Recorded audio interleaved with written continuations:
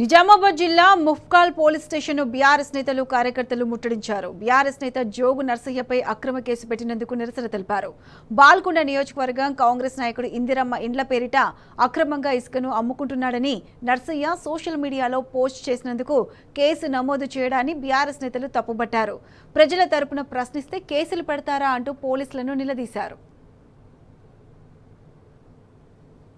కారణంగా ఏ మాత్రం కూడా తప్పు చేయకున్నా కానీ సోషల్ మీడియాలో ఏదో తప్పు పెట్టి చేశారని చెప్పేసి చెబుతూ కావాలని చెప్పేసి అంటే మా సంబంధించిన మనిషిని జోనసాయి గారిని ఏదో తప్పుగా మాట్లాడాలని చెప్పేసి అంటే అనవసరంగా కేసులు పెట్టడం జరుగుతున్నది. అది చాలా తప్పు. ఎంతో మంది కూడా పొలిటికల్ లీడర్స్ ఎంతో మంది ఉన్నారు.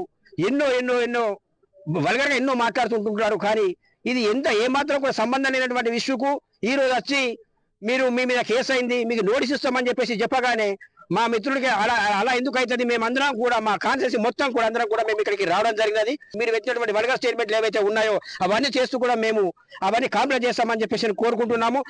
ఇట్టి సమస్యని ఇప్పటితో సర్దుమరిగితే ఓకే, లేకపోతే మాత్రం మేము కూడా కంటిన్యూ కూడా అవన్నీ చేస్తామని చెప్పేసి కోరుకుంటున్నాము.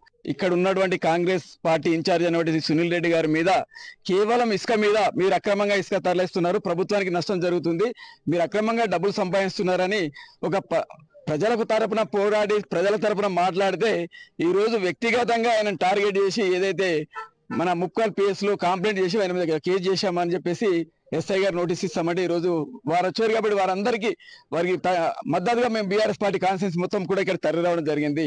మేము ఎస్ఐ గారు కూడా చెప్పడం జరిగింది, అది ఒక తప్పుడు కేసు, మీ తన ఆధారం ఉందంటే ఏమీ ఆధారం లేదని ఇప్పుడు ఎఫ్ఐఆర్ చూపెట్టాడు. కేవలం ఇసుక మీద మీరు జాబితా ఇసుక మీద మాట్లాడతారండి, ఎందుకు మాట్లాడద్దు?